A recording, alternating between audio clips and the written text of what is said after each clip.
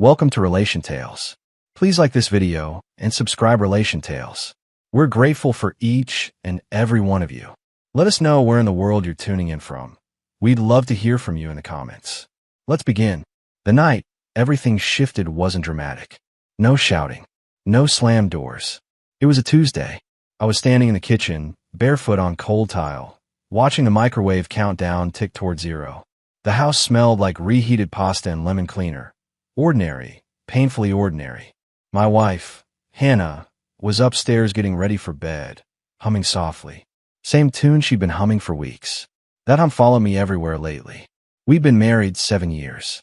Long enough to build routines that ran on autopilot. I woke up first. She slept in. I left my mug by the sink. She complained about it, but washed it anyway. Every night at 10:30, she said she was tired. Every night, she stayed up another hour on her phone. That part was new. I wasn't looking for betrayal. I was looking for quiet. For the version of us that didn't feel like it was slowly slipping through my hands. Hannah worked in event coordination. Long hours. Unpredictable schedule. That's what she told people. What she told me. And I believed her. Because trusting your spouse isn't something you question until it's already too late. But lately, her phone had become an extension of her body. Always face down. Always locked. Notifications silenced. If it buzzed, she'd glance first, then decide whether to react. She used to hand it to me without thinking. Can you check the weather? Now she took it into the shower. I noticed everything. The new perfume she claimed was a sample from work. The sudden gym sessions she never invited me to join. The way she laughed at messages but stopped the second I entered the room. Still, I told myself I was being dramatic. That marriages go through quiet seasons. That love doesn't always announce itself loudly. Until Ryan came back into the picture. Ryan was a name I'd heard before. Years ago. At family gatherings. Old photos. Someone from Hannah's childhood. Someone her parents trusted. Someone who felt like family. That phrase would come back to haunt me. The first time she mentioned him again, it was casual. Too casual. Ran into Ryan today, she said, folding laundry without looking at me. He's back in town. Oh, I replied. Didn't know he moved back. She shrugged. Yeah, it's been a while. Her voice didn't shake. Her hands didn't stop folding. But she didn't look at me. From that day on, Ryan's name slipped into conversations like it belonged there. Ryan recommended this place. Ryan says traffic's terrible on that route. Ryan might stop by my mom's this weekend. Every time, she made it sound harmless. Familiar. Safe. And every time, something in my chest tightened just a little more. Our evenings changed. She started coming home later, saying work ran long, saying clients were demanding, saying deadlines were brutal. I tried to be understanding. I cooked. I cleaned. I waited up. She'd come in smelling like cologne that wasn't mine. When I asked, she laughed it off. You're overthinking again. That sentence became her shield. I didn't want to be the suspicious husband. I didn't want to become the man who interrogated his wife over nothing. I wanted to trust her. To believe the life we built wasn't quietly being dismantled behind my back. So I stayed quiet. Until the phone bill arrived. Not the detailed one, just the summary. But even that was enough to make my stomach drop. One number stood out. Repeatedly. Late nights. Long calls. Almost daily. I didn't recognize it. At first, I told myself it was work. A client. A vendor. But deep down I already knew. That night, Hannah kissed my cheek and said, "Don't stay up too late." Her phone buzzed as she walked away. She smiled at the screen. And for the first time in our marriage, I realized something terrifying. I wasn't afraid of what I might find. I was afraid of how calm she was hiding it. I didn't confront her. Not that night. Not the next morning either. Instead, I did something that surprised even me. I stayed normal. I laughed at her jokes. I asked about her day. I kissed her goodbye before work like nothing inside me was cracking open. That was the hardest part. Pretending ignorance while your instincts are screaming isn't bravery. It's endurance. The phone bill sat folded in my jacket pocket all day at work, pressing against my chest like a secret with weight. Every time I felt it, I thought about how many nights I'd gone to bed alone while Hannah sat downstairs finishing emails. How many times I defended her to friends who hinted she seemed distant. How many small doubts I'd swallowed because marriage, I believed, deserved trust first. By lunchtime, I stopped pretending I didn't know what I was going to do. I called the service provider. The woman on the line was polite, professional, efficient. She asked me to verify my identity. Asked for the last 4 digits of my social. Asked if I wanted a detailed call log sent to my email. Yes, I said too quickly. When the email arrived, I didn't open it right away. I stared at the subject line instead, my cursor hovering like it might burn me if I clicked. I finally did. In my car, windows up, engine off. The document was clean, organized, cold. Dates, times, durations. There it was again. That number. Ryan's number. I confirmed it by searching once, carefully, through contacts she didn't know synced to our shared cloud years ago. I hadn't deleted anything. I hadn't needed to. The calls weren't random. They were patterned. Early mornings before she woke me. Late nights after she said she was tired. Long calls on weekends when she claimed to be running errands. Some calls were short, but others stretched past 40 minutes. An hour. 90 minutes. No one talks that long unless there's comfort. Unless there's intimacy. Unless there's something to hide. My hands shook as I scrolled. I wasn't angry yet. That came later. What I felt first was grief, sharp and disorienting. Like mourning something that was technically still alive. That night, I watched her differently. Hannah sat across from me on the couch, legs tucked beneath her, phone glowing softly in her hands. She smiled at something on the screen, then caught herself and cleared her throat. What? She asked lightly. Nothing, I said. Just tired. She nodded, relieved. That nod hurt more than anything. Over the next week, I didn't rush. I observed. I noticed how she angled her body away when texting, how she stepped outside to take certain calls, how she used my name more often than usual, overcompensating, like guilt dressed up as affection. She started planning our anniversary dinner with enthusiasm that felt performative. Let's do something special, she said one morning, leaning against the counter. Invite family. Make a night. Family. Friends. Witnesses. I agreed. Not because I wanted celebration, but because I understood opportunity. While Hannah coordinated flowers and reservations, I quietly prepared something else. I requested extended logs, metadata, location overlaps. Nothing illegal, nothing invasive, just facts, assembled patiently, methodically. The picture that formed was undeniable. Ryan wasn't just calling. He was meeting her. Coffee shops near her office, apart 10 minutes from our house. A restaurant she claimed she hated, but visited twice in 1 week. Both times when I was working late. The betrayal wasn't explosive. It was deliberate. And then I found the message. Not by hacking. Not by snooping late at night like some villain. She left her tablet unlocked one evening when she rushed out to grab milk. A notification popped up before the screen dimmed. Ryan, miss your voice already. That was it. No explicit words. No graphic language. Just intimacy disguised as innocence. When Hannah returned, I was standing at the window, tablet back where it belonged, my reflection staring back at me like someone older. Everything okay? She asked. Yeah, I said. Just thinking. She kissed my shoulder. I felt nothing. That scared me more than the anger ever could. The night of our anniversary arrived dressed in gold and soft music. The restaurant glowed with candlelight. Family members laughed. Friends toasted. Hannah looked radiant, confident, relaxed, proud of the life she thought she still controlled. She squeezed my hand under the table. For us, she whispered. I smiled. But inside, something had already shifted. I wasn't there to beg. I wasn't there to shout. I wasn't there to destroy her. I was there to reveal the truth with precision. When dessert menus arrived, Hannah stood to make a speech. She thanked everyone. She spoke about loyalty, about partnership, about choosing each other every day. People clapped. I waited. Then I stood.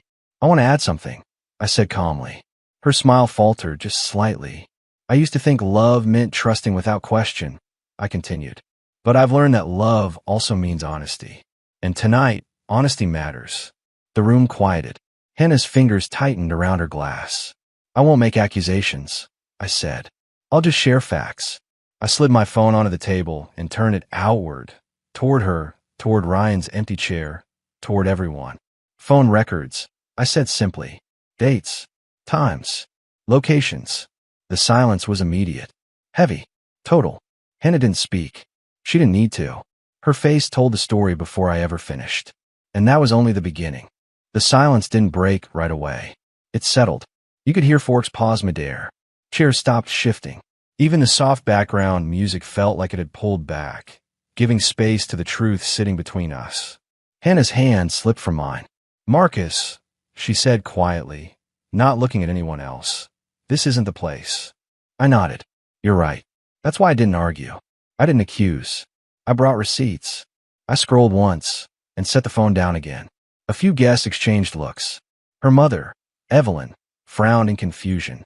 Her father, Thomas, cleared his throat like he wanted to say something but didn't know which side he was on yet. Hannah stood slowly, composure cracking just enough to be visible. "You check my records?" she asked, voice tight. "That's invasive." "Invasive is rewriting reality," I replied evenly. "I just follow the numbers." She laughed once, sharp, nervous. "So now you're making this a spectacle?" "I didn't plan a spectacle," I said. "I planned clarity." She opened her mouth, closed it, then tried a different approach. "Ryan is family to us. You know that. We've known each other since childhood." I looked around the table. "Then you won't mind explaining why family calls you after midnight?" No one spoke. Her sister shifted uncomfortably. A friend set her napkin down, eyes wide. The weight of public truth pressed in on Hannah from all sides. She exhaled slowly, then looked at me, not with anger, but calculation. "You're doing this because you want to control the narrative," she said. "You always do." That was her move. The same one she used whenever I questioned her choices. Turn concern into control, doubt into weakness. It didn't work this time. "I didn't raise my voice," I said. "I didn't insult you. I didn't interrupt your speech." I waited. I paused, then added, "You're free to explain, or you can sit with what's already clear." Ryan wasn't there, but his presence was undeniable. The empty chair felt intentional now, like a ghost no one wanted to acknowledge. Hannah looked around the table, then back at me. "Fine," she said. "You want honesty?" We talked. We connected. I felt understood. There it was. Not an apology. Not remorse. Just justification. Connected how? I asked calmly. She hesitated. Emotionally. Evelyn inhaled sharply. Thomas stared at his plate. "So, when you told me I was overreacting, I said, you were protecting that connection." She crossed her arms. "I didn't think it would hurt anyone."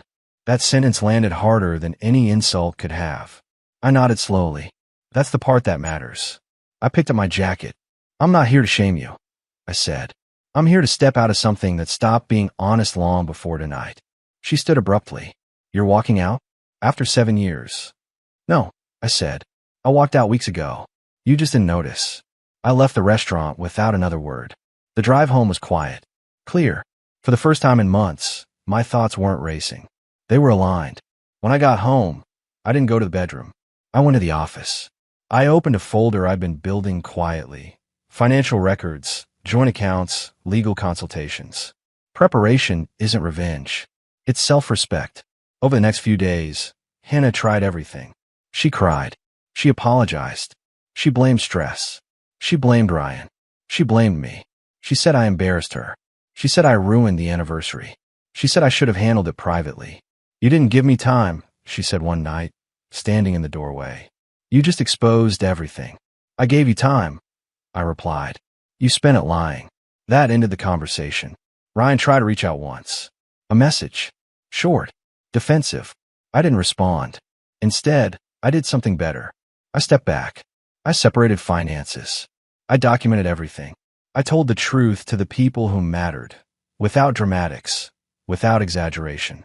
And something unexpected happened. People believed me. Hannah's version of events didn't hold up without my silence to support it.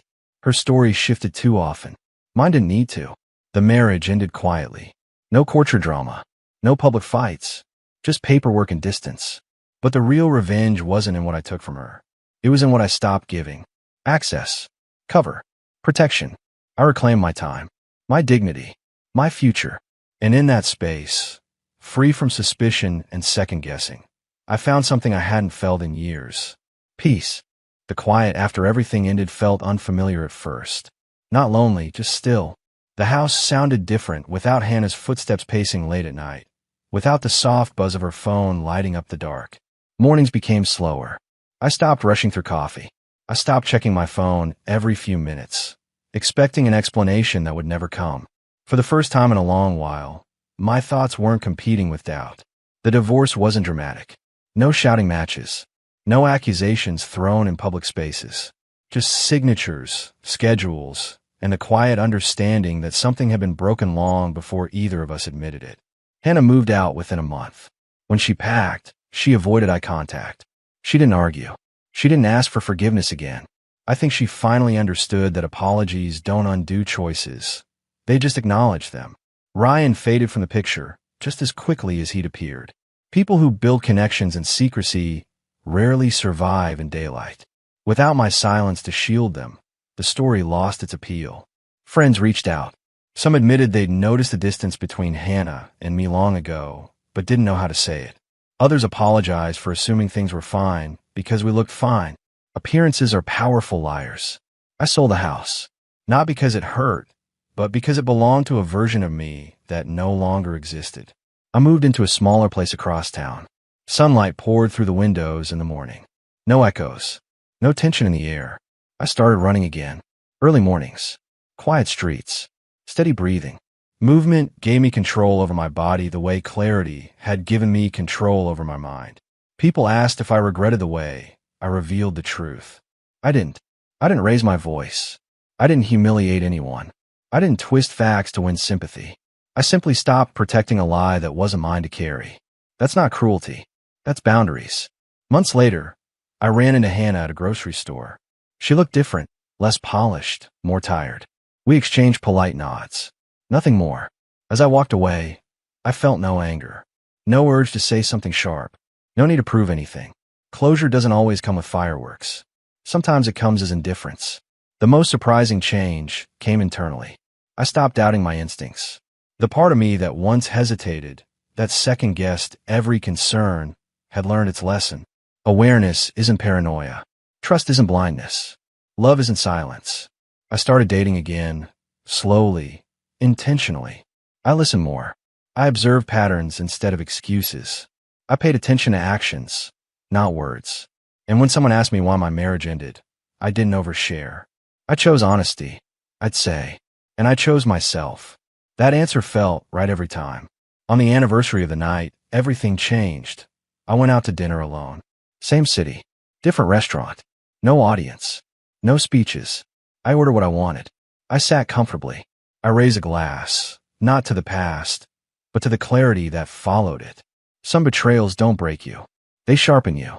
They strip away the illusions and leave behind something steadier, stronger, more self-aware. I didn't win because she lost. I won because I refused to keep living in confusion. And that's the kind of ending that doesn't need applause. It just needs peace.